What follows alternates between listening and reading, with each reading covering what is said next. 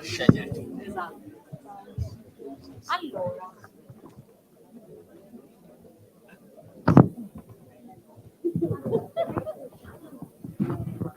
Uno è qui. ah no, 3, perfetto. Eccoli qua. Buonasera, scusate le spalle, grazie per la pazienza, eravamo in attesa di appunto degli ospiti che ovviamente devono destreggiarsi tra impegni istituzionali e quindi che ringraziamo di essere qui. Grazie. Meritatamente sotto applauso. Io sono Martina Carone, sono di Quorum You Trend, che è una realtà che si occupa di commentare e dare consulenza a figure che operano nell'opinione pubblica.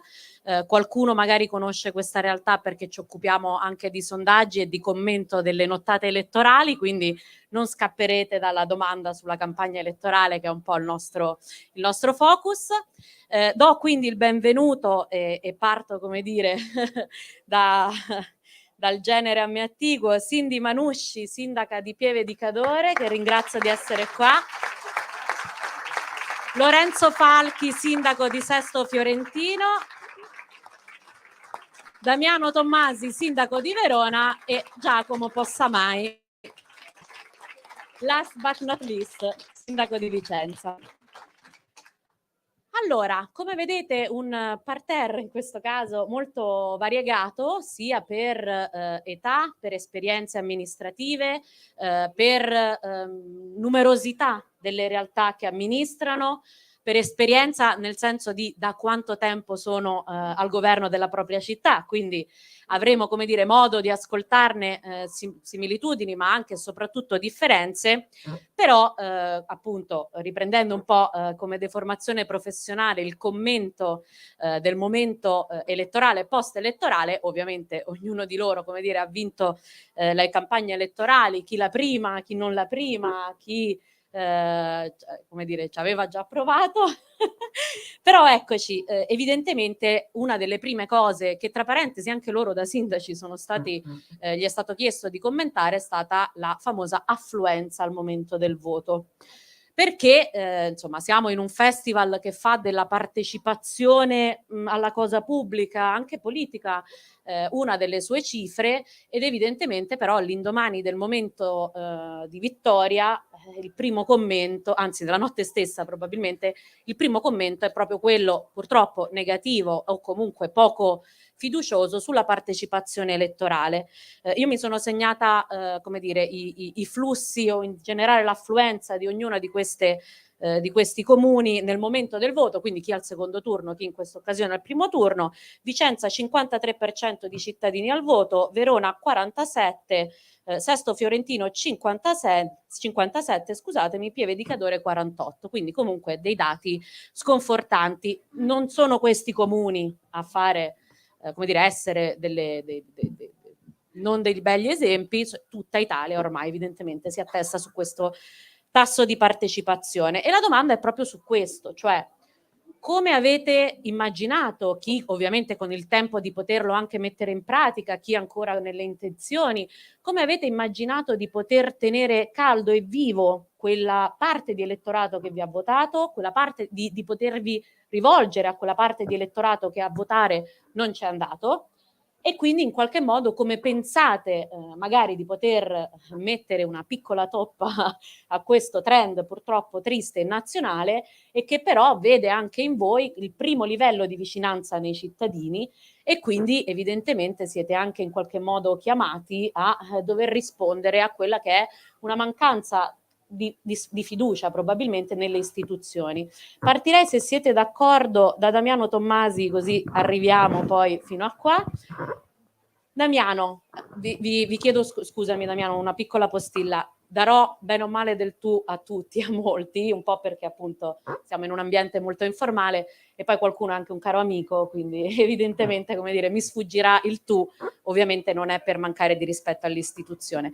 Damiano, partecipazione elettorale, come l'hai vissuta la tua campagna elettorale? Cosa immagini di poter fare per i cittadini veronesi per tenerli caldi in qualche modo? Buonasera a tutte e a tutti e grazie dell'invito. Credo che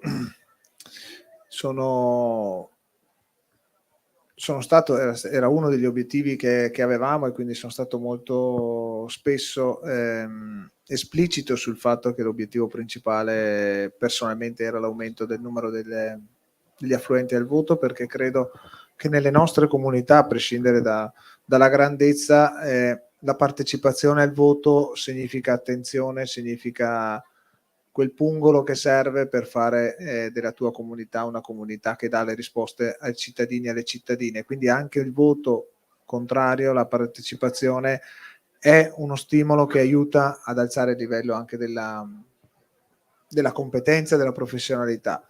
Non è stato così, perché l'affluenza al voto è stata quella che rientra nelle medie nazionali. Cosa si può fare? Credo che da politico, da amministratore, ci sia solo una strada, quella è ridare credibilità all'azione amministrativa. Credibilità sia nei valori che si portano avanti, i valori delle istituzioni, il ruolo, il rispetto che dobbiamo avere, e soprattutto la volontà di difendere questo sistema democratico, che credo che sia stata una grande conquista che ci hanno regalato i nostri padri, e dall'altra parte rendere efficace l'azione amministrativa, e quindi concretizzare quello che le risposte spesso non sono state così efficaci. Quindi concretizzare l'azione amministrativa vuol dire far capire che l'azione delle amministrazioni sono quelle che cambiano le nostre città. Ci sono tantissimi movimenti, tantissime iniziative che partono dal basso e che non sono altro che un richiamo alla politica di fare il suo lavoro. Ecco, fare il nostro lavoro credo che sia la risposta più concreta e immediata che possiamo fare, comunicarla questa risposta concreta, quindi far decodificare passaggi che possono sembrare lontani dalla quotidianità, come i consigli comunali, le delibere, tutti i procedimenti e gli iter che ci sono, che spesso allontanano anche dalla comprensione del fenomeno, e farlo tenendo fede ai nostri valori, che sono quelli questo riguarda almeno il mio pensiero, i valori di essere lì per la città, a prescindere dal colore politico, a prescindere dalla lista in cui si è stati eletti, coinvolgendo, perché partecipando si può davvero cambiare la vita dei nostri figli e delle nostre figlie, e credo che questa sia l'azione. Purtroppo non ce l'ho con Utrend ovviamente, però siamo in una campagna elettorale permanente, quindi non si parla spesso di fatti, ma si parla di fatti come incidono sui sondaggi, ed è pericoloso questo, perché non si parla del fatto in sé, non si parla della soluzione, si parla di cosa produce in termini di risultato sondaggistico una risposta piuttosto che un'altra, enfatizzare un problema rispetto ad un altro, perdendo di vista quello che è la concretezza della quotidianità delle persone, che credo sia quello che vogliono poi penso che, guardando i sondaggi, spesso e volentieri la maggior parte dei cittadini pretendono dall'amministrazione aggiustare le strade, pulire i marciapiedi, rendere accessibili i luoghi della nostra città, che sono molto concreti e molto quotidiani e non hanno colore politico. Ecco, credo che questo sia l'obiettivo che dovremmo avere tutti, quello di avere questa prospettiva, di far capire che essere in amministrazione non è una sedia, è un luogo di potere, ma è un ruolo di responsabilità e soprattutto di soluzione dei nostri problemi. Certo, certo. Grazie mille. Lorenzo Falchi, la domanda è la stessa, peraltro tu hai un'esperienza di rielezione, quindi in qualche modo, come dire, hai avuto una riconferma. Hai adottato qualcosa o la dimensione più piccola magari del comune ti ha permesso di essere più vicino ai cittadini? Come l'hai vissuta questa partecipazione, questa affluenza che appunto, ripeto, il 57% è un po' più alta della media, forse in linea con la Toscana, però appunto come l'hai vista dal punto di vista dell'amministrazione? Buonasera a tutte e a tutti, innanzitutto grazie anche da parte mia.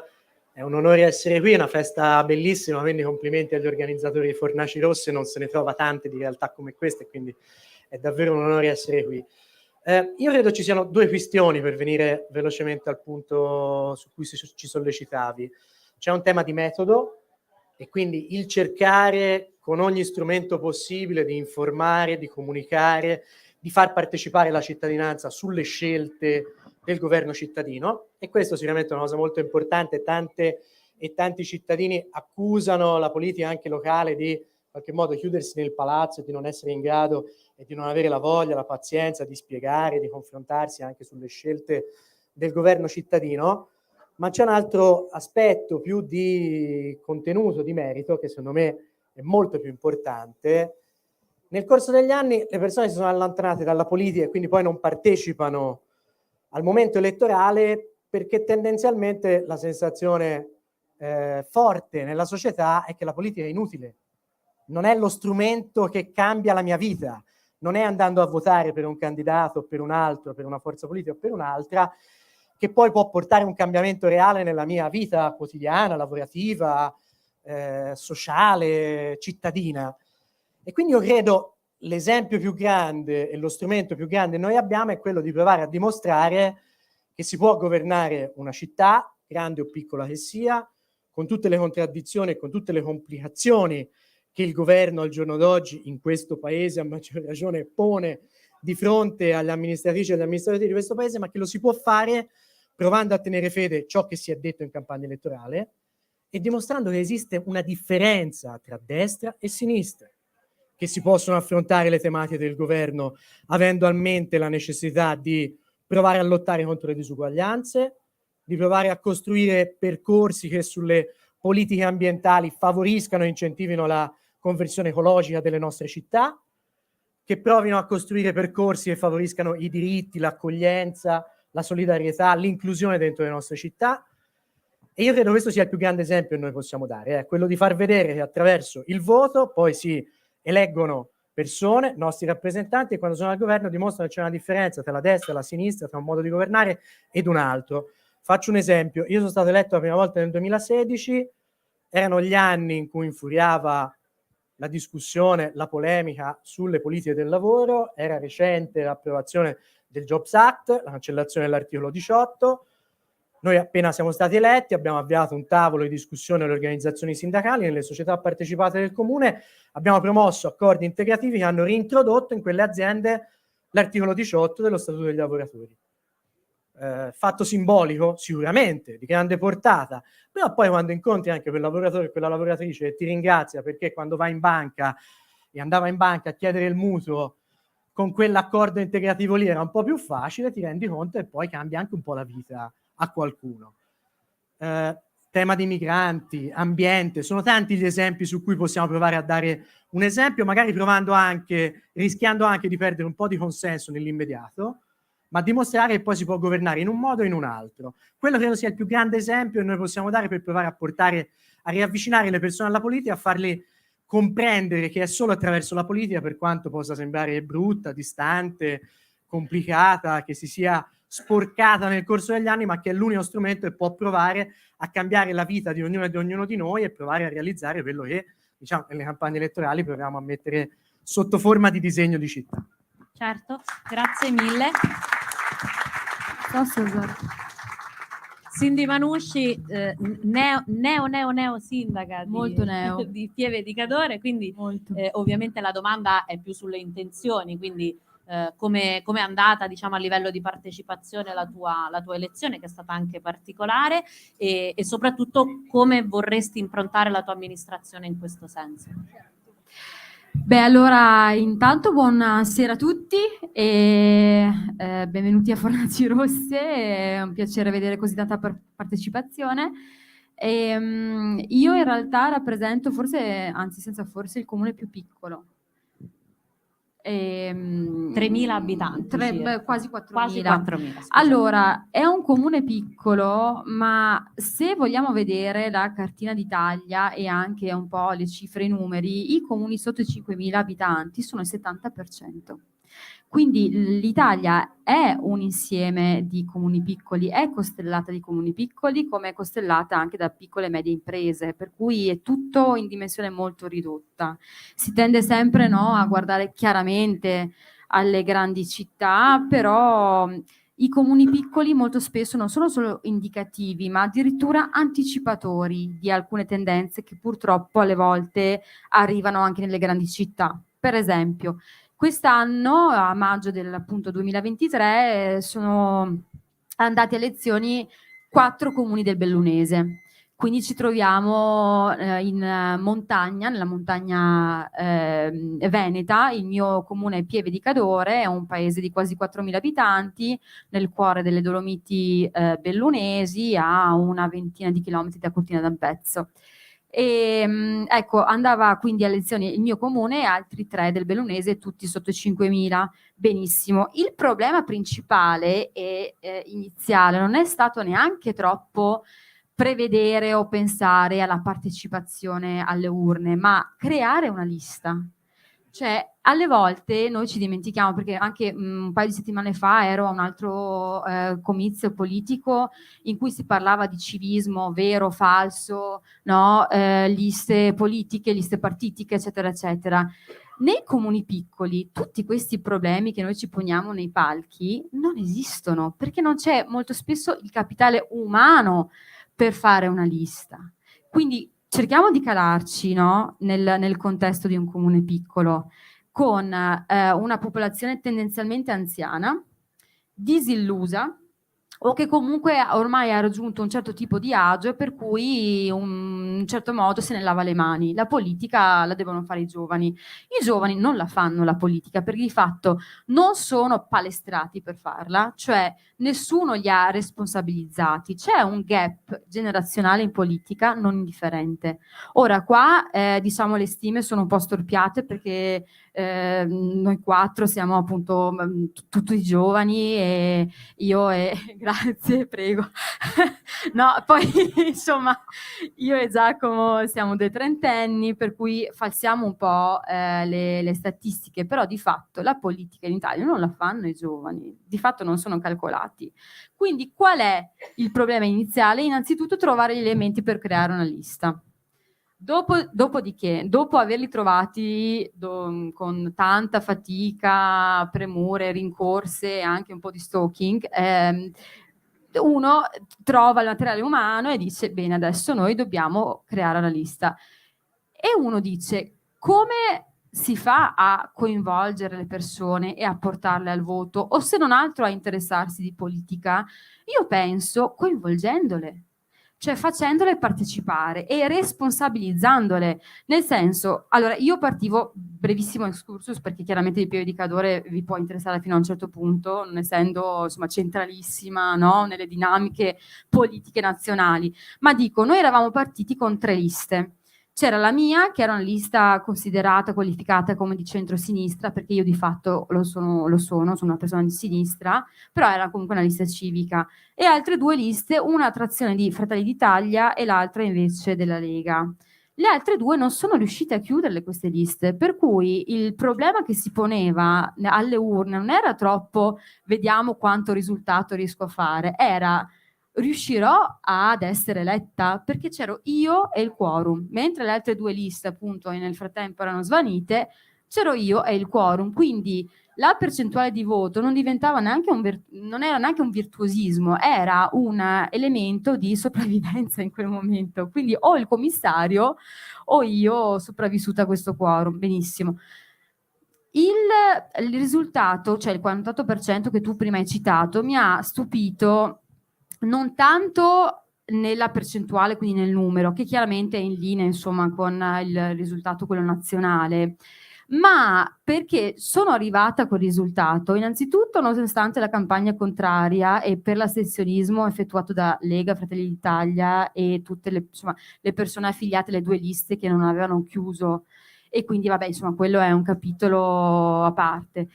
E poi però mi ha sorpreso perché nonostante appunto questa campagna contro, le persone sono andate a votare, hanno votato una lista considerata di centro-sinistra in un angolo del Veneto a trazione iper di destra. Hanno votato una persona giovane, una donna albanese peraltro, per cui è stato comunque un elemento di novità. E peraltro che è un aggravante, no, sto scherzando. No, in realtà il problema maggiore è essere di sinistra più che essere albanese da quelle parti, ve lo posso assicurare, ecco. Albanese ok, donna ok, ma di sinistra. Ma di sinistra. Ma tu sei anche carino, però sei di sinistra.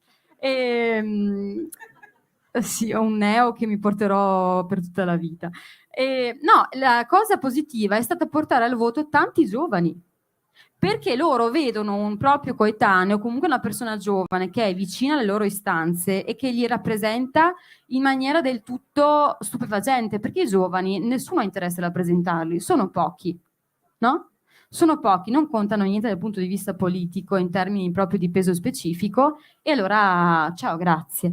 Invece loro si sono sentiti talmente partecipi e responsabilizzati che anche tutti fuori sede che erano fuori appunto a studiare sono tornati appositamente per votare.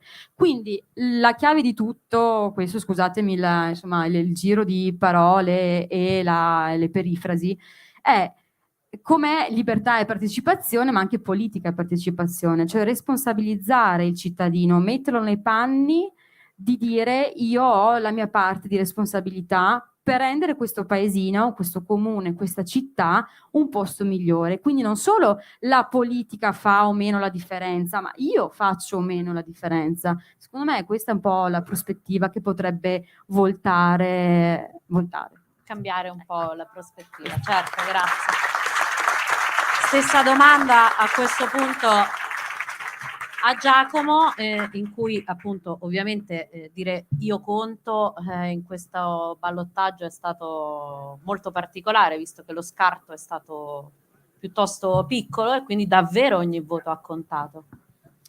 Intanto buonasera a tutte e a tutti. Hanno detto tante cose coloro i quali mi hanno preceduto sull'affluenza al voto. Provo a dire un paio di cose magari anche un po' provocatorie sulla partecipazione. Cioè è evidente che è un problema che ci sia meno gente che vota, e su questo siamo tutti d'accordo. Non credo possa essere l'unico elemento di giudizio sulle elezioni. Guardate, faccio un esempio concreto per chi ha vissuto la campagna elettorale di Vicenza, e qui ce ne sono tanti. Il weekend prima del voto del ballottaggio, molti erano presenti, ve lo ricorderete, alla chiusura che abbiamo fatto in Corte dei Vissari in Piazza dell'Erbe c'erano, diciamo, stando per la questura, ecco, 1500 persone, più di 2000 persone di giro, sicuramente non sbagliamo. E voglio dire, l'ospite principale era un comico, no? La sera prima in Piazza San Lorenzo chiude il centrodestra, mancava che chiamassero Sarkozy dalla Francia, non c'è più, però se non l'avrebbero chiamato, c'era Salvini, insomma ve lo ricordate, c'erano meno di 500 persone, di cui 350 venivano da fuori Vicenza. 2 giorni dopo si vota e vinciamo di 500 voti, cioè di niente, di pochissimo. Allora, se uno avesse guardato le fotografie delle due piazze, neanche doveva porsi il tema di come sarebbero dovute andare le elezioni pochi giorni dopo. E oggi noi siamo qui a raccontare il grande risultato di Vicenza, avessimo preso 501 voti di meno, visto che eravamo arrivati davanti al primo turno, saremmo qui a raccontare di come eravamo riusciti a perdere delle elezioni che molti pensavano che avremmo vinto. Allora, dico questo perché assolutamente è un problema che voti meno gente, il compito della politica, dell'amministrazione. Poi su questo faccio 2 o 3 battute su quello che potremo fare a Vicenza in futuro. È un elemento di preoccupazione e che dobbiamo porci, ma dobbiamo anche essere in grado di guardare la big picture, direbbero gli americani, cioè il contesto. Allora, punto numero 1. Il fatto che quando proviamo a costruire delle liste per elezioni facciamo fatica a trovare la gente che vada nelle istituzioni e sia disponibile, ecco, vedo qui altri sindaci in sala di comuni piccoli che annuiscono, è un altro pezzo dello stesso mosaico, cioè di meno gente che va a votare alle elezioni, cioè è tutto in scala, si partecipa di meno alle elezioni e si partecipa di meno anche alla vita istituzionale, per tutte le ragioni che sono state dette prima, perché la si considera meno decisiva nella propria vita, perché c'è un elemento di distanza e di disinteresse per la politica e per la vita pubblica.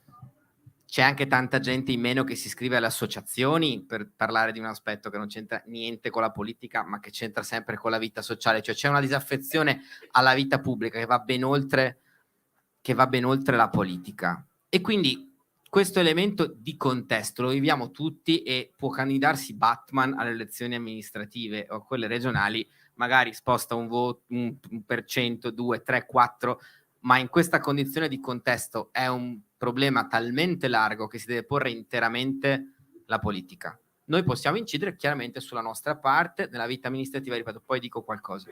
Dopodiché, altro elemento importante, è un fenomeno occidentale, cioè neanche italiano o europeo, è un fenomeno dell'Occidente.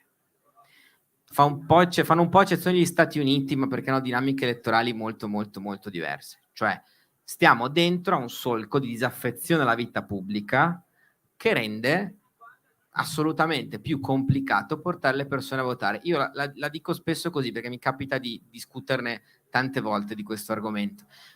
L'ho vissuta quando ho fatto con Giovanni Diamanti il volontario nella campagna elettorale di Obama, la seconda nel 2012. Negli Stati Uniti le ultime 2 settimane di campagna si chiamano Get Out the Vote, tira fuori il voto, perché negli Stati Uniti il tema è convincere le persone ad andare a votare. In Italia non era mai stato così, la gente si svegliava la domenica mattina e andava a votare.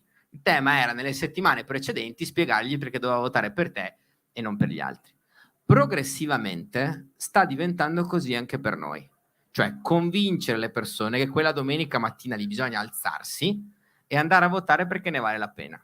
Questo ha un risvolto negativo per tutte le ragioni che dicevamo prima. C'è un aspetto interessante però, paradossalmente la partecipazione conta di più, cioè se noi non avessimo avuto quelle 2000 persone in piazza, centinaia di persone che facevano le passeggiate, e ho vissuto molto la campagna di Damiano, è stato un fenomeno molto molto simile, noi avremmo perso 65-35, non 49-51 quella volta lì, cioè poche settimane fa. Per cui ci interroga ancora di più su quanto importante è far partecipare le persone e far capire che non la campagna elettorale, ma la vita pubblica, la vita amministrativa è importante. Io su questo faccio un esempio su tutti, perché tantissime cose sono già state dette. Faccio un esempio molto vicentino. Per esempio a Verona non è così. Vicenza 10 anni fa ha deciso, di più anzi scusate, 15, che le circoscrizioni non servivano più, cioè che non esisteva più niente tra il consiglio comunale e i cittadini. Quindi oggi a Vicenza di fatto ci sono i cittadini e poi ci sono un assessore e un sindaco e 9 assessori, 20 consiglieri comunali di maggioranza, 12 di opposizione, cioè in 30 persone, 40 se contiamo l'opposizione, governano tutto. In una città da 110.000 abitanti. Ma come fai ad essere presente, ad arrivare ovunque e anche ad avere le antenne sufficientemente efficaci per capire ovunque dove serve intervenire? Io l'ho vissuta nella esperienza amministrativa precedente.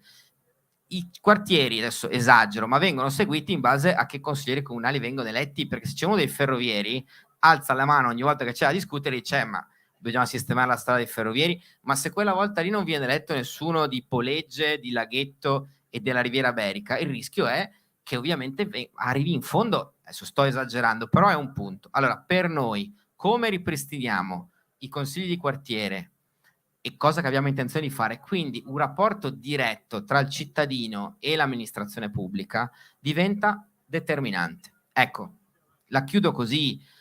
L'unica modalità che abbiamo, siccome paradossalmente oggi la partecipazione conta di più, è fare il doppio della fatica, ma avere in testa che le persone vanno fatte partecipare, che sia a livello di quartiere, perché incidono e vogliono parlare del loro quartiere, o che sia su questioni molto più alte che hanno a che fare con il futuro della città.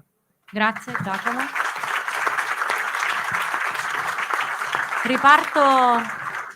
Riparto da Damiano e, come dire, cambiamo in qualche modo livello, perché evidentemente ognuno di loro ci ha raccontato un po' quella che è sostanzialmente stata la loro esperienza, la loro storia, ma anche la loro idea di città e anche di amministrazione. Si è parlato di metodo, di valori, di interventi concreti e però, come dire, evidentemente un sindaco che, ripetiamo, è appunto, non avendo anche dei consiglieri di zona, diciamo, il primo livello di vicinanza con la politica, ha anche gli altri livelli di politica con cui si deve interfacciare.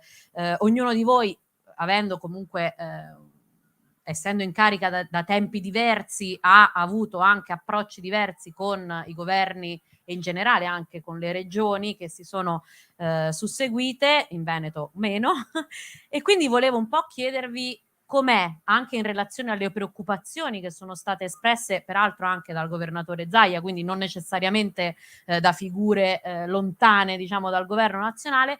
Come la vedete la battaglia sui fondi del PNRR? Sappiamo che sono dei fondi che potrebbero cambiare il volto della città. Come vi piacerebbe utilizzarli per poi cambiare, appunto, o magari no, in alcune occasioni, in alcune situazioni, il volto della vostra città, e se c'è un po' un intervento simbolo, magari in chiave, diciamo, di ambito in cui intervenire, per cui vorreste essere ricordati. Damiano, appunto, tu sei stato eletto l'anno scorso, non c'era il governo Meloni, quindi hai visto, come dire, da un punto di vista particolare, Verona a livello politico è un caso, diciamo, è stato un caso nazionale la tua elezione.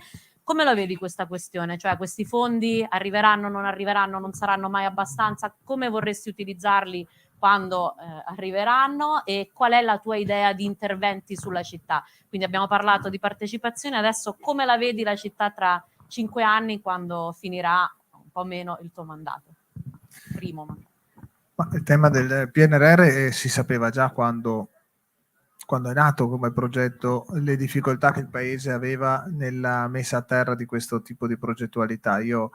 Noi siamo arrivati all'amministrazione a Verona l'anno scorso con gran parte dei bandi già istruiti e quindi su un lavoro già fatto, ma per fare un esempio, premesso che i comuni, sono convinto, abbiano fatto la loro parte nel limite delle forze che avevano e che hanno rispetto a questo tema. È capitato che per accedere a dei fondi si siano fatti progetti che poi non reggono, non stanno in piedi, non hanno, probabilmente sarebbero stati bocciati, quindi anche una ricalibratura delle nostre attività propedeutiche ad ottenere i fondi, l'indirizzo poi su quali sono gli ambiti all'interno della nostra comunità che hanno più necessità di risorse, che spesso non coincidono con la disponibilità delle risorse del PNRR, ma credo che in questa fase quello che ha fatto più scalpore è stata la modalità anche di comunicazione, di gestione di queste risorse a metà di un percorso, quindi senza certezze, che ha messo parecchi comuni alle prese con delle scadenze, con degli impegni presi, con dei progetti avviati, con una comunicazione e aspettativa quindi alimentata da parte dei cittadini, che oggi è un grande punto interrogativo, che spesso vengono comunicate frasi per tranquillizzare che le risorse ci sono, verranno spostate da altri capitoli, ma ad oggi c'è questo punto interrogativo. Il PNRR è una grande sfida per il Paese, perché mi sono accorto in questo anno di amministrazione che la catena di trasmissione non è operativa. Spesso il dialogo è, poi nel nostro caso in maniera particolare, perché noi abbiamo avuto il caso Verona, che è diventato un caso nazionale, e quindi simbolicamente non si può andare d'accordo con chi governa la regione o chi governa il paese oggi, e quindi si tende comunque a non guardare nel merito le questioni. Ma devo dire che sono arrivato, almeno per quanto riguarda Verona, in un solco arido, nel senso che sia nella prospettiva di candidatura alle politiche, sia nella prospettiva di attività parlamentare, di attività delle commissioni parlamentari, non c'è un disegno, una volontà di Verona di aprire questo canale, di essere presente, banalmente di avere un dialogo continuo, quotidiano con Venezia. Siamo sempre stati considerati e ci sentiamo, o meglio, parlo in maniera diciamo generica, ma è per capirci, ai confini quasi lombardi, che hanno altri interessi, che si bastano, che non hanno bisogno della regione per essere protagonisti, e su questo si definisce quello che mi piacerebbe lasciare a Verona, che è l'ambizione. Noi abbiamo Verona numeri che siamo la città più popolosa del Triveneto, non del Veneto. Siamo la 10ª città d'Italia. Abbiamo numeri, la provincia, che ci pongono nelle prime 15 città delle province d'Italia come indotto e produttività. Non abbiamo la stessa ambizione di essere responsabilmente driver delle situazioni, delle posizioni all'interno di ANCE, all'interno degli enti locali. Raramente ci facciamo portavoce delle nostre imprenditoria, quando abbiamo un'imprenditoria molto presente e con numeri davvero importanti. Non ci siamo fatti, secondo me, sufficientemente capofila di azioni di area. Abbiamo un'ampia area del Garda che vede numeri pazzeschi. Noi con il lago di Garda, la provincia di Verona, ha 20 milioni di presenze turistiche l'anno, e non si sente nella discussione pubblica, non si sente nella discussione nazionale, non si sente il nostro ruolo a livello internazionale.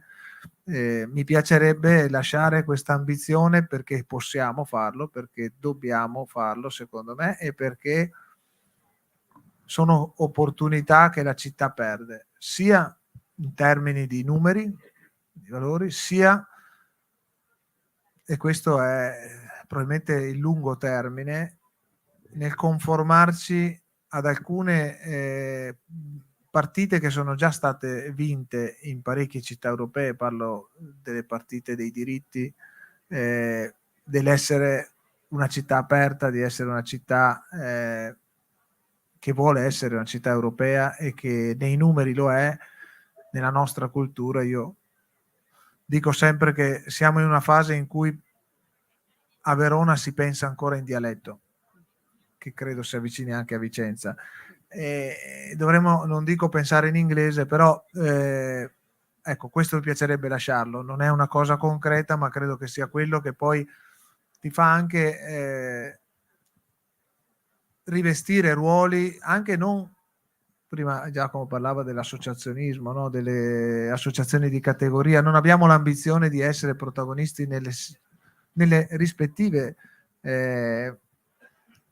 associazioni di categoria, e la congiuntura favorevole che abbiamo a Verona è questo cambio, che comunque ti costringe a metterti in discussione. Verona è una città che storicamente, ed è il motivo per cui abbiamo vinto, perché si è data la partita per vinta, si è abbassata la qualità delle proposte.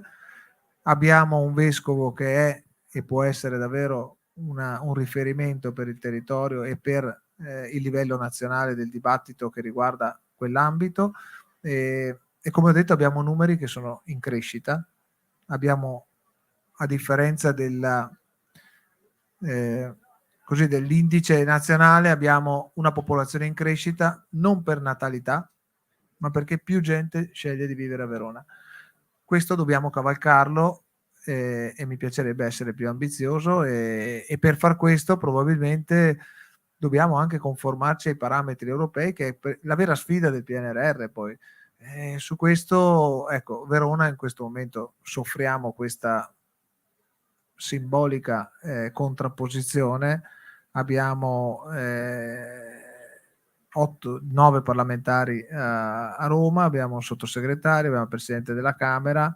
Ecco, anche questo non si sente in questo momento. Probabilmente siamo noi come città a dover attivare queste sinergie, ma credo che abbiamo grandi opportunità, a prescindere dal colore politico in questo momento, per creare questo canale. Certo è che secondo me Verona troppo spesso, almeno sul livello regionale sicuramente, ha aspettato che fossero gli altri a chiamare Verona. Adesso credo che ci stiamo rendendo conto che se noi ci proponiamo le porte si aprono. Certo, grazie Damiano. Quindi collaborazione e dialogo anche, come dire, con le parti sovralocali, sovracomunali. La stessa domanda la rivolgo a Lorenzo Falchi, che appunto, tra parentesi, essendo sindaco dal 2016, a livello nazionale tu ti sei visto il governo Renzi, il governo Gentiloni, Conte 1, Conte 2, Draghi, Meloni, e tu lì.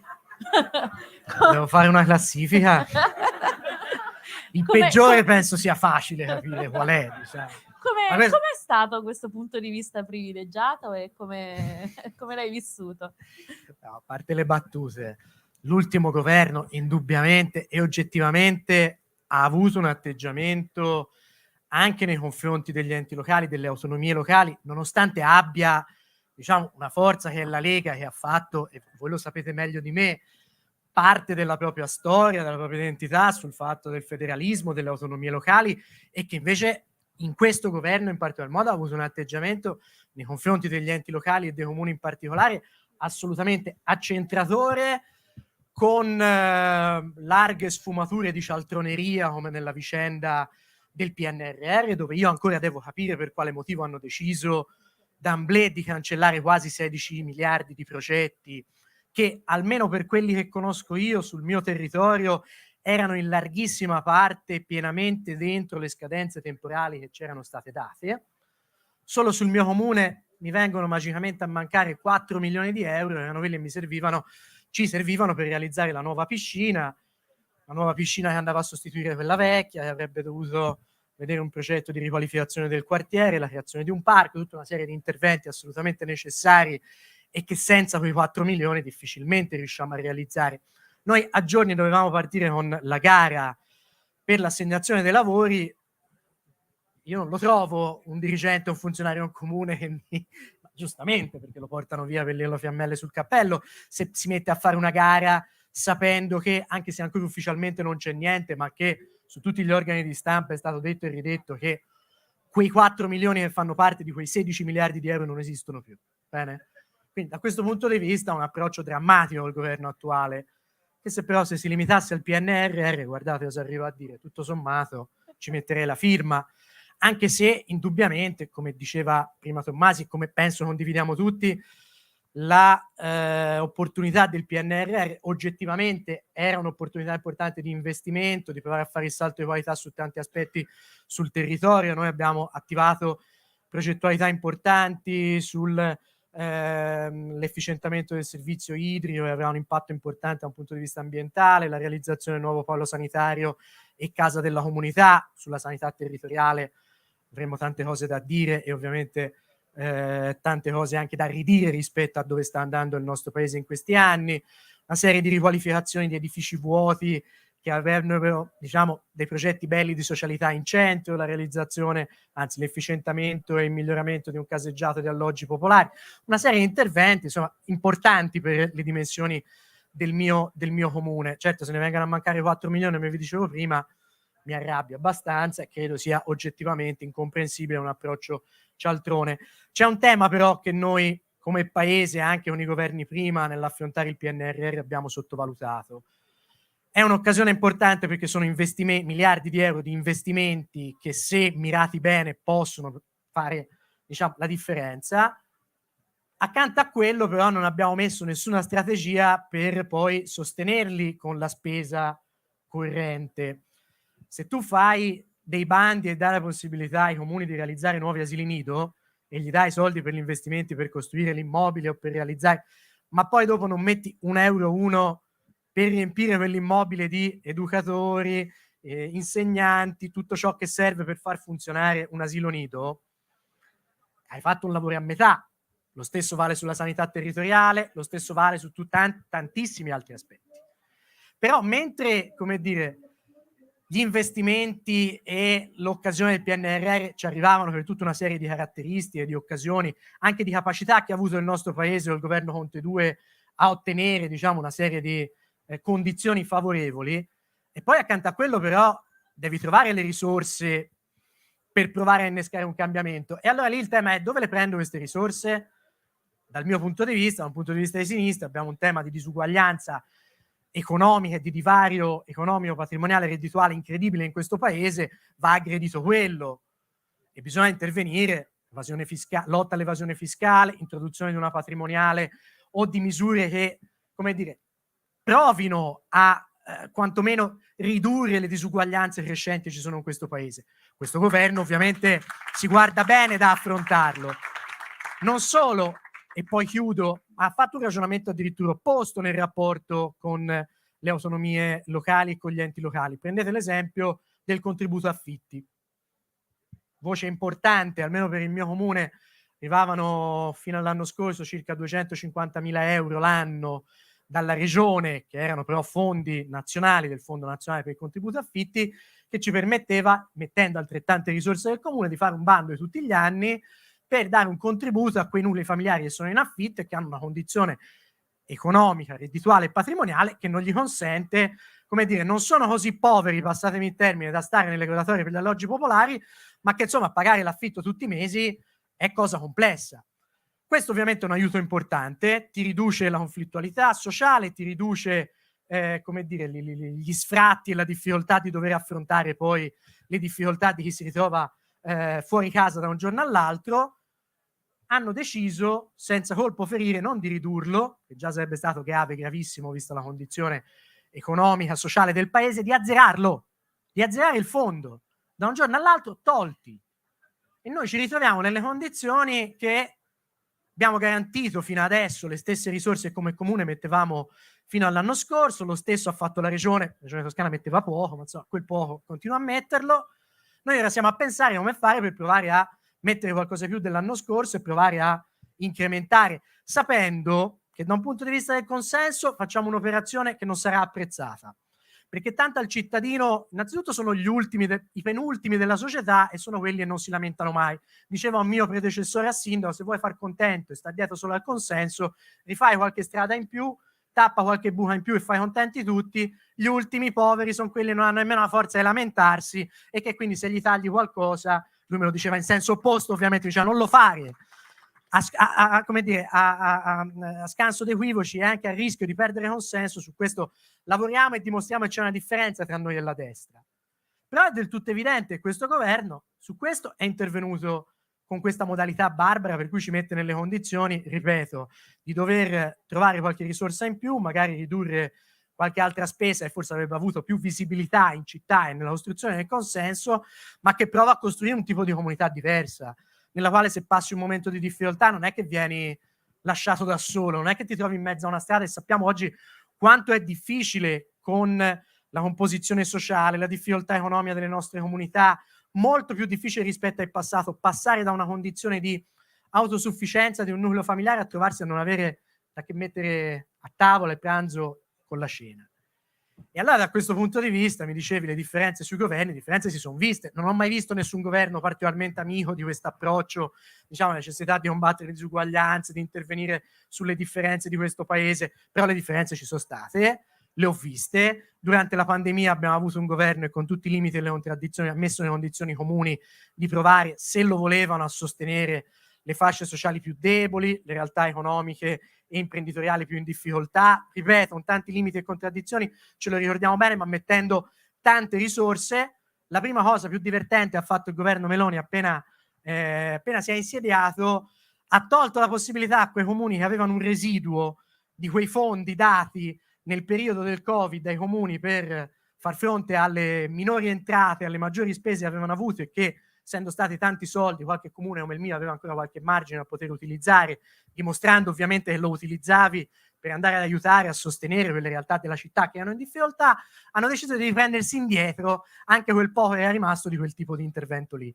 Quindi diciamo su questo governo c'ho più che il dente avvelenato e credo che la differenza si veda. Poi sta alla capacità della politica a livello nazionale, del nostro schieramento, di provare a costruire invece diciamo un'alternativa e non solo a puntare il dito e dire che questi non sono in grado di governare, che sono dei cialtroni perché perdono 16 miliardi di euro di PNRR, ma provare a dimostrare anche che esisterebbe e sarebbe possibile un modo diverso di governare il paese che affronti le vere emergenze, quella climatica, quella sociale, quella delle disuguaglianze, e che prova a dare risposte magari meno di pancia, magari meno diciamo mediatiche nell'immediato, ma che forse riattivano anche quella partecipazione e quella necessità di sentire la politica come lo strumento che può cambiare la propria vita, di cui parlavamo prima quando si parlava dell'affluenza al voto. Certo, grazie.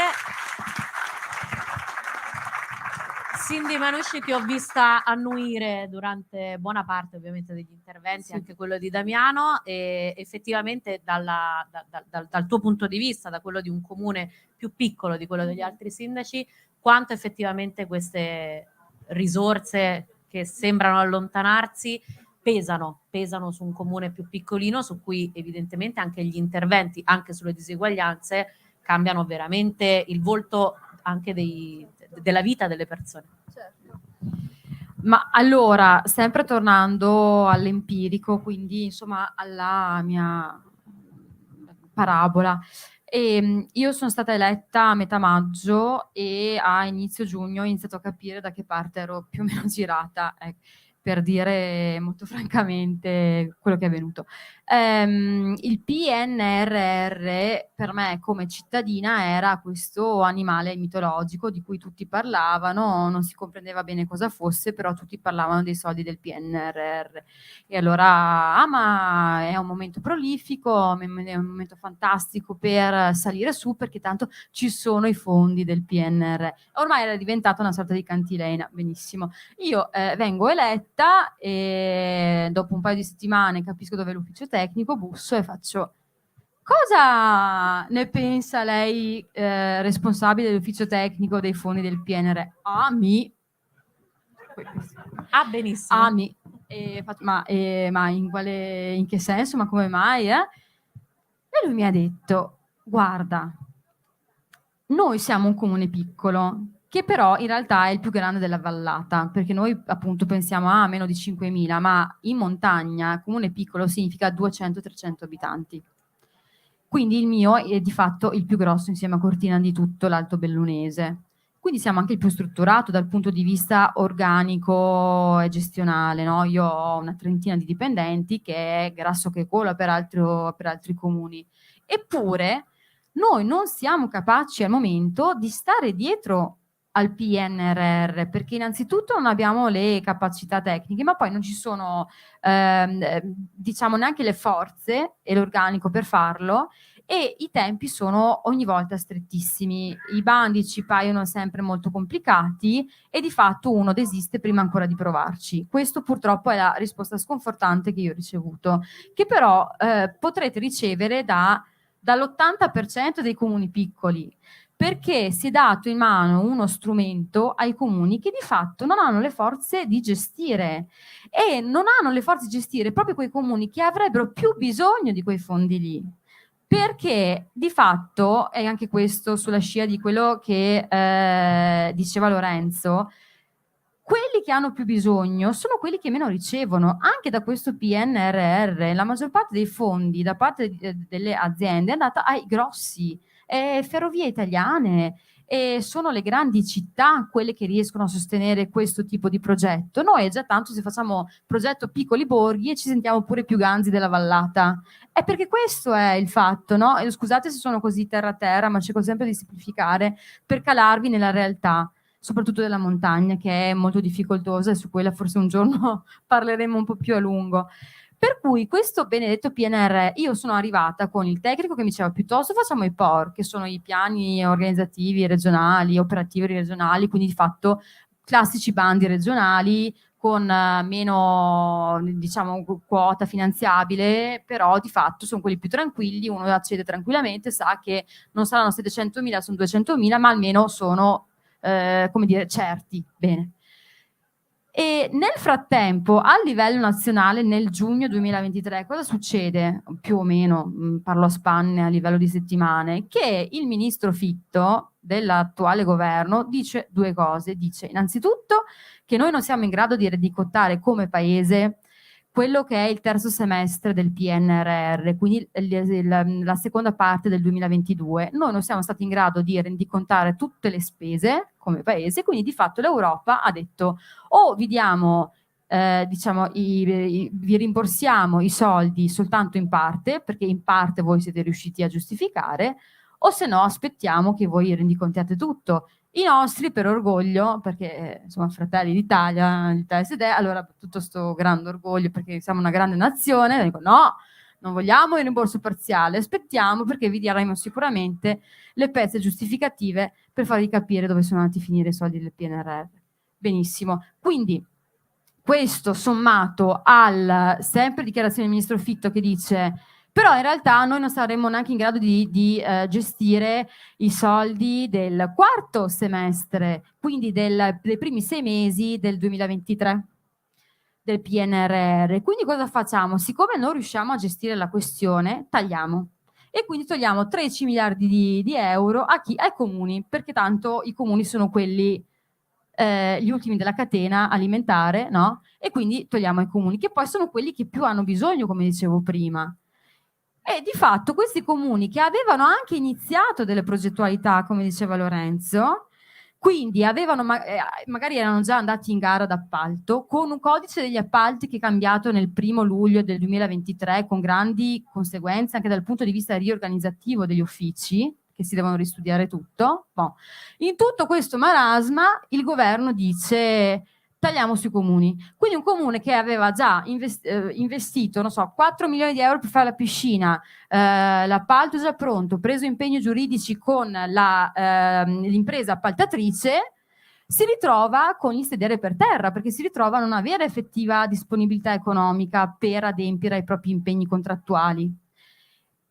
E quindi al contempo il governo dice no, noi vi togliamo 13 miliardi di euro del PNRR, ma state tranquilli che ve ne diamo altri in compenso. Ma intanto il senso logico dell'operazione dobbiamo ancora capirlo, ma poi sarà veramente così? Perché se così non fosse, per questi 4 milioni che parla Lorenzo, il mio comune andrebbe in default. Cioè i piccoli comuni non se la giocano sui milioni, se la giocano molto spesso sulle decine di migliaia di euro. È brutto da dire, ma sono alla fame. E questo governo, purtroppo, a me tocca dirlo, e io ho cercato di non partire prevenuta, quindi con i miei soliti preconcetti da ragazza di sinistra. Ho detto, faccio l'istituzionale, arrivo lì, faccio la sindaca, scevra di pregiudizi e vediamo come si comporta questo governo. Si comporta che noi siamo appunto gli ultimi della catena alimentare, noi comuni, perché dal punto di vista del PNRR dove hanno tagliato sui comuni? Dal punto di vista della gestione dell'immigrazione, che sarebbe da articolo 117 della Costituzione materia esclusivamente statale, a chi è che sbolognano la questione? Ai comuni sempre, perché il prefetto ti chiama, ti dice domani alle 5 del mattino ti trovi 4 migranti davanti alla porta del municipio, prenditene cura. E tu sei lì così che citi l'articolo 117 della Costituzione invano a te stesso. E lo stesso vale, nello specifico in provincia di Belluno sulla sanità. Noi abbiamo cercato di interloquire con la regione perché abbiamo avuto insomma dei tagli spaventosi, smantellamenti di ospedali vari, insomma di montagna. La risposta che ci viene data dalla Lega è non mandate lettera alla regione in cui denunciate lo stato della sanità perché poi il presidente si offende. Questo è più o meno... E la risposta mia è mi dispiace per questa lesa maestà. Cioè, sono adesso al netto, no, che non è una battuta, è proprio successo così, ed è il notiziario dell'altro ieri. E io non voglio burlarmi delle altre parti politiche, posto che comunque bisogna coabitare e collaborare con tutte indistintamente, perché io in quanto sindaco faccio gli interessi del mio paese e non del mio orgoglio personale, delle mie idee politiche in quella veste lì. Però bisogna capire il ruolo di ogni ente e istituzione e darne il valore giusto. Che cosa vogliamo fare di questi comuni, con o senza PNRR? Che ruolo il governo dà al comune e che sostegno anche dà? E queste sono le domande da porre al governo. Al momento tutto tace, anzi tutto porta a pensare, come dice Lorenzo, che questo governo di enti locali, di autonomia da parte insomma appunto del territorio non ne vuole sapere. E io che sono un comune montano con tutte le specificità del caso, perché io vivo in un territorio che è il Cadore, che è grande quanto la provincia di Padova e ha gli abitanti di Arcella, quindi questo è, non sono la pianura. Ecco, io come territorio che ho bisogno delle specifiche del caso mi sento chiaramente marginato. Certo, certo, grazie. Giacomo, PNRR, rapporto col governo, che per giunta in campagna elettorale era tutto qua. Quindi Noi li abbiamo visti da vicino. Li abbiamo visti da vicino. No, io veloce perché hanno detto veramente tante cose, quindi faccio solo 2 battute. La prima è che il grande mistero dei fondi del PNRR è che sono passate ormai diverse settimane da quando Fitto ha fatto quell'annuncio, nessuno ha ancora ben capito perché e in che modo si sia deciso così d'amblè di tirar via tutti quei miliardi ai comuni. La spiegazione è stata abbastanza confusa, comunque la tesi è: intanto li prendiamo perché ci servono su altri fronti, ma è stata data in un modo tale per cui non si è capito perché i comuni, che erano quelli che li stavano spendendo più velocemente, tra l'altro, e soprattutto è stata data una lettura, io su questo la penso un po' diversamente, cioè io credo che i soldi ci saranno e li metteranno, perché è talmente rischioso non metterli che sarebbe un disastro a livello nazionale ovunque, ma hanno detto anche da dove pensano di prenderli, cioè hanno detto li prendiamo dai fondi di coesione, cioè di fatto dalla programmazione futura di soldi che dovrebbero arrivare ai comuni. Per cui è un gioco delle 3 carte, micidiale, cioè no, non ve li portiamo via, vi anticipiamo quelli che dovremmo darvi più avanti. Per cui nella sostanza, nei prossimi anni, comunque ci sarà una mancanza di risorse pesantissime, perché oggi quei fondi che, se volete, in parte dovrebbero stare sulla programmazione straordinaria, in realtà sono diventati un pezzo portante della capacità di spesa degli enti locali, per cui in ogni caso è una scelta fuori dal mondo, e che sia stata fatta di fatto senza parlare con l'ANCI, senza discutere con i comuni, è davvero testimonianza di un'impostazione di pensiero che, vi devo dire, io sto vedendo su un'altra cosa, un po' è stata detta tra le righe, è che è la gestione dei migranti e dei richiedenti asilo. Cioè, per dirvene una, l'ANCI non è mai stata ricevuta dall'inizio della crisi di quest'estate dal ministro competente e in generale dal governo, in un contesto in cui in realtà poi sono i sindaci, dopo che se ne sono occupati i prefetti, ma che si ritrovano la responsabilità sul territorio della gestione e di questa situazione. Quindi è un'impostazione per cui gli enti locali tutto sommato non contano e arrivano in fondo, e che non è un'impostazione che passa solo dal PNRR. Sul PNRR solo un'altra battuta, e questa è una responsabilità, devo dire, non tanto, forse parzialmente, di questo governo, perché se doveva rimetterci le mani, questa sì poteva essere una frontiera interessante, quindi è più una responsabilità forse dei governi precedenti. Ma a me colpisce che nel PNRR, scusatemi, ci siano alcuni elementi cruciali per il futuro di questo paese che sono stati sostanzialmente dimenticati oppure toccati in minima parte. Faccio 2 esempi molto concreti. Uno è la casa. Se oggi mi si chiede qual è la più grande emergenza locale, chiaramente non parlo di quella ambientale del comune di Vicenza, oggi è il tema della casa. E allora qualcuno dirà: ma con tutti gli appartamenti sfitti? Sì, il problema è che gli appartamenti sfitti in larghissima parte oggi sono sfitti, ma nel senso che o non sono in grado di essere messi in commercio in affitto, o chi ce li ha decide di non metterli in affitto, per cui di fatto non sono disponibili. Che cosa vuol dire? Vuol dire che, per farvi un po' di esempi concreti, oggi noi abbiamo 200 persone all'interno dei dormitori comunali, 200, normalmente sono circa 50-60 di meno, e quindi non si conta la Caritas, non si contano altre realtà. Di questi 200 ce n'è quasi un 30% che lavora, e una quota importante che lavora a tempo indeterminato, solo che non trova nessuno che gli affitta casa. E questo è, per stare a ragionamento con c'è Lorenzo prima, sono gli ultimi, diciamo, questi non sono i penultimi, questi mediamente sono gli ultimi, ma vale per chi viene sfrattato ma magari ha comunque la capacità di pagarsi una casa, viene sfrattato per tante ragioni, vale per gli studenti universitari nelle città con una più alta densità universitaria, vale ormai per tantissime fasce della popolazione. Allora, vale, scusatemi, questo da tanti anni e sempre di più, vale per gli alloggi ERP, cioè a Vicenza l'80%, ma non solo a Vicenza, in tutto il Veneto, di chi fa richiesta di un alloggio popolare avendone diritto, non ottiene la casa. Allora, a me pare evidente che quella oggi è una questione determinante per il futuro del paese, ma devo dire non è una roba nuovissima, io non ho l'età per ricordarmelo, ho potuto leggerlo sui libri di storia, ma i piani Fanfani e i piani casa, possiamo discutere sulla qualità urbanistica, però che dei palazzoni in periferia, ma che l'idea che tra i diritti fondamentali ci sia quello ad avere un tetto non è nuovissima, però ce la siamo dimenticata per strada. Allora il PNRR in questo era, e forse è, perché nella rimodulazione dei fondi ancora un po' si potrebbe fare, una straordinaria occasione. E l'altra, e chiudo perché ho detto che resto breve, è quella delle case di riposo, dell'RSA. A me colpisce tantissimo che quello che è un settore letteralmente al collasso sia stato dimenticato in maniera totale nella programmazione del PNRR. E ha molta ragione Lorenzo quando dice stiamo costruendo i muri e non stiamo cercando la benzina per far funzionare dopo le attività. Lì manco i muri abbiamo fatto.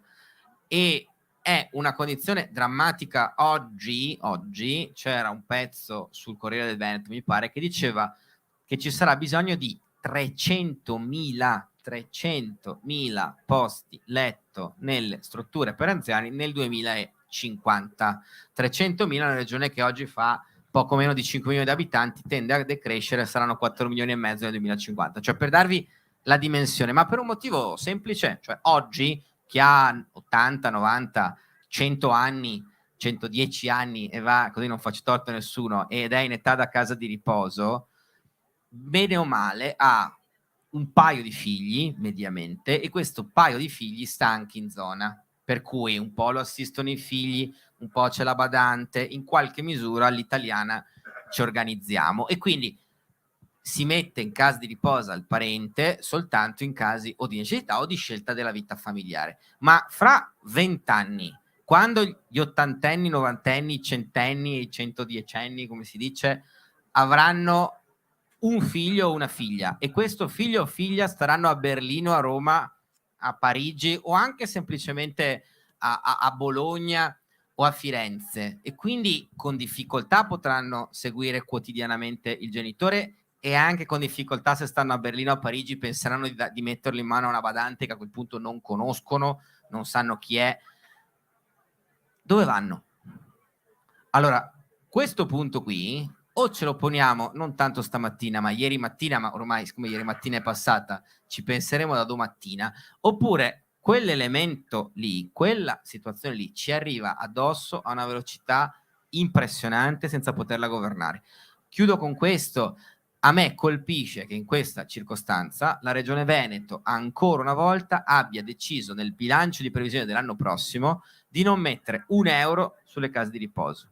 Servirebbero i soldi del PNRR e i soldi della Regione per far funzionare le case di riposo, e ancora una volta siamo a tirare il collo alle strutture per anziani. Allora, se il PNRR doveva essere e ancora un po' può essere l'occasione per mettere in ordine alcuni degli assi portanti del paese, questi sono due che a me sembra che, devo dire, tutti i governi per onestà intellettuale si sono un po' dimenticati. Grazie. Ultimissima domanda flash, così poi chiudiamo e diamo spazio al talk successivo. Damiano, che consiglio daresti ad un giovane che vuole provare a fare l'amministratore? Una battuta proprio. Ma perché no? Perché no? Bene, ok. E la tua basta questo? Perché no? Perché no? Ma la particolarità di essere amministratore della città è che ti rende protagonista non solo della tua vita, ma della comunità per la quale ti impegni o per la quale fai il passo avanti. Credo che sia una forma anche di orgoglio personale, ma di senso della vita. Si può andare in profondità, fino molto in profondità, ma che magari tornando in superficie, perché no? Bene, grazie. Lorenzo, la stessa domanda? Allora, le ho prese alla sprovvista, no, scusami difficile Lorenzo. Avevo un'altra idea, ma... È una bella domanda e mi aiuti anche a farci una riflessione su questo per me stesso. Io ormai, diciamo, mi avvicino alla fine della mia esperienza da sindaco, ancora 2 anni e mezzo, ma insomma, avendo già fatto il primo mandato, no, anche se dovessero, malauguratamente, io la vedo così, opinione mia personale, non credo che sia giusto il terzo mandato, almeno per i comuni sotto una certa dimensione. Il discorso è per i comuni, ci raccontavi, insomma, di difficoltà anche a comporre le liste, ma io credo sia giusto, insomma, dopo 10 anni, ecco, Certo. Nonostante ci possa essere grande consenso nei cittadini, è giusto che ci sia un cambiamento, un punto di vista diverso, anche in continuità di colore politico, ovviamente, quello è l'auspicio. Almeno nei pochi posti dove ormai governiamo noi, ma almeno qui, insomma, qualcuno ce n'è. Il consiglio che posso dare, il consiglio è di farlo mettendoci il massimo della passione possibile, di non stancarsi mai di studiare, di avere la curiosità di capire le cose anche fuori, perché a volte stare dentro l'amministrazione tende un po' a chiuderti dentro il palazzo, a occuparti, finisce, se non stai attento, diventi un funzionario del comune, che è un ruolo importantissimo, ma che è cosa diversa rispetto a un amministratore che deve invece avere anche una visione diversa rispetto a gestire l'ordinaria amministrazione, che spesso è così complicata che ci assorbe molto di più di quello che sarebbe giusto che fosse, ma che invece devi sempre tenerti un po' di tempo per provare, no, avere una visione un po' d'insieme. E infine di metterti nelle condizioni di fare l'amministratore se sei nelle condizioni di libertà di poterlo fare. Ora è vero che ormai, diciamo, non esiste quasi più chi della politica ne fa una professione, e credo che fosse una cosa bella quando invece c'era la possibilità di poter avere, diciamo, anche chi la politica la sceglieva come professione. Il mondo è cambiato, non è più quello. Oggi, secondo me, per fare politica devi considerare, cioè per fare amministratore, non per fare politica, la si fa in tanti modi, non solo nelle amministrazioni locali, non solo facendo il sindaco, anzi, ma per fare l'amministratore devi essere nelle condizioni di vivere quel periodo che lo fai come un servizio pubblico e pensare che poi dopo tornerai a fare ciò che facevi prima, il lavoro che avevi prima. Io sono in aspettativa, faccio il bancario, l'impiegato di banca. Quando mi immagino tra 2 anni e mezzo, mi immagino lì. Poi, se la vita presenterà occasioni per cui uno avrà l'opportunità, la fortuna, la facoltà di fare anche altro, uno lo vedrà. Però ecco, nell'approccio con cui uno, come dire, si presta all'amministrazione di un comune piccolo, grande, la propria esperienza, secondo me è necessario viverlo come, diciamo, un servizio alla comunità, perché è l'unico modo per provare a farlo bene, per svegliarti la mattina col sorriso, nonostante, diciamo, tutte le preoccupazioni e i problemi, e poi l'amministrazione di una città, grande o piccola, porta con sé, ma che ritengo, insomma, almeno per quanto mi riguarda, è stata una bella fortuna, un'occasione, mai mi sarei immaginato qualche anno fa, e di cui sono molto felice e onorato, insomma, di poter svolgere. Grazie. Cindy, cosa diresti a un giovane o una giovane che si avvicina all'idea di, cioè te fino a un po' di tempo fa, come ci raccontavi, appunto? Perché nel frattempo sono invecchiata, giustamente. Quindi... Si vede, guarda. Sì. No, questi 3 mesi sono valsi 10 anni, effettivamente. Allora, il tema dei giovani e la politica mi tocca particolarmente, perché la scelta stessa di candidarmi è derivata da una riflessione lunga che io ho fatto tra me e me sui giovani nella politica. Nel senso, io all'inizio non avevo la minima idea né di costruire una lista, né di candidarmi, né di fare un qualsivoglia tipo di carriera politica. Stavo bene a fare l'avvocata. E poi nel frattempo mi è successo che mi sono comunque interessata ai movimenti delle liste per queste nuove elezioni amministrative e ho scoperto che tutti, ma tutti, a destra, a sinistra, centro, di sbieco, tutti si riempiono la bocca della parola giovani. E i giovani, dobbiamo valorizzare i giovani, insomma, giovinezza cantava anche chi era poco democratico e poco di sinistra, però non significa che uno che canti sempre giovane, di fatto poi vada ad aiutarli a entrare in politica. Cioè, quello che è successo nel piccolo, nel mio paese, è questo, che per 25-30 anni il governo del paesino, del comune, è stato detenuto da persone che la politica la facevano da altrettanti anni, cioè da 20-30 anni. E per tutti questi anni hanno governato a destra come a sinistra senza coltivare minimamente i giovani. Cioè i giovani in realtà comparivano, c'erano nelle liste, ma erano delle sorte di quote, tipo le quote rosa, quote giovani, quote albanesi, quote no, ecco, tutte queste marchette per dire che noi siamo universali, siamo aperti a tutte le minoranze e ci completiamo. Però poi questi giovani, una volta che sono nella lista, che ruolo hanno? Una volta che un'amministrazione si insedia, che responsabilità dai al giovane? Cioè quella di promuoversi e di promuovere la lista e di dire qua c'è spazio anche per quelli più giovani, oppure un ruolo di responsabilità e di dire tu devi crescere, ti do un bilancio in mano e cerca di capire che cos'è, anzi lo facciamo insieme.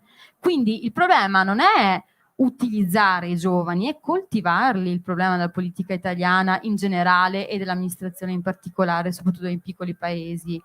Io cosa direi a un giovane oggi? Buttati anche tu, anzi a maggior ragione, perché quelli che io dicevo si riempissero la bocca di parola giovani sono i primi che mi hanno staccolata, i primi, poi sono anche quelli che si fanno prendere particolarmente dal politicamente corretto che sta dilagando a dismisura, insomma, ultimamente, e che però di fatto attraverso le loro azioni esprimono concetti contrari rispetto a quello che loro professano. Quindi giovani, però alla fine devono essere loro, perché evidentemente un po' si sentono giovani dentro, non lo so, però prendetevi la scena. Questo direi, non aspettate che ve lo concedano gli altri, ma piuttosto rubatela. Siate sagaci, osate e mandate a casa questa classe dirigente che abbiamo in questo momento. Ottimo. Peggio di quello che hanno fatto non faremo, lo spero. Bene, grazie mille. Giacomo, consiglio ad un giovane, come ne hai anche molti davanti. Mentre guardavo stavo pensando che qui in sala ci sono tanti giovani e non solo giovani che ho provato a convincere che valeva la pena di impegnarsi in questa esperienza amministrativa. Tanti poi sono anche entrati in consiglio o in giunta. Perché ne vale la pena? Sicuramente per le ragioni che diceva Cindy. Io la dico così, cioè se uno è appassionato alla propria città, alla propria realtà, parlo più chiaramente di esperienze precedenti rispetto a questa che dura da molto poco, ma la differenza di vivere un'esperienza amministrativa è un po' come guardare un cielo con o senza il cannocchiale. È un esempio che ho fatto anche altre volte, cioè tu se guardi in alto di notte ovviamente le stelle le vedi lo stesso, se uno ti presta un cannocchiale il cielo lo vedi meglio e capisci di più. Allora star dentro al comune, vivere un'esperienza amministrativa, vivere un'esperienza politica ti consente di capire e di vedere cose e anche poi di incidere, chiaramente se fai l'amministratore di maggioranza chiaramente ancora di più, come chiaramente null'altro ti può consentire, ed è estremamente affascinante. Io ho avuto la fortuna di fare il consigliere comunale e il consigliere regionale prima di fare il sindaco, il consigliere comunale in maggioranza e il consigliere regionale in minoranza, e vedere la città che cambia con te e anche insieme a te è una delle cose più belle che ci possa essere, perché hai veramente la sensazione di poter fare qualcosa di utile, qualcosa di importante. Sui giovani, perché poi questo non vale solo per i giovani, penso che più che convincerli, ed è un po' quello che forse siamo riusciti a fare in campagna elettorale, è dar loro l'idea che il loro impegno in qualche misura serva, cioè che quella battaglia, quella campagna elettorale e poi quell'impegno in amministrazione, noi abbiamo una giunta, una maggioranza oggettivamente giovane, non soltanto per la storia della nostra città, ma se guardo un po' il quadro italiano lo è sicuramente, e lo stesso, perché la conosco un po', è quella di Damiano. Ecco, l'idea che ci sia una classe dirigente giovane che se la gioca, cioè che prova a cambiare le sorti della sua città e chiaramente a migliorarla, per me è una delle sfide più affascinanti che abbiamo davanti a noi, consapevole anche che è una delle sfide più rischiose, nel senso che sappiamo bene che per certi versi ci aspettano al varco, e quindi che abbiamo anche questa responsabilità in più, ma è assolutamente bello e affascinante. Grazie mille, grazie a tutti e quattro i sindaci che ci hanno accompagnato questa sera, grazie a voi, scusate le spalle per di qua. Buona serata, vi lascio a Francesco Intini che intervista Giulio Armeni, a.k.a. Filosofia Coatta. Grazie per la pazienza e per l'ascolto.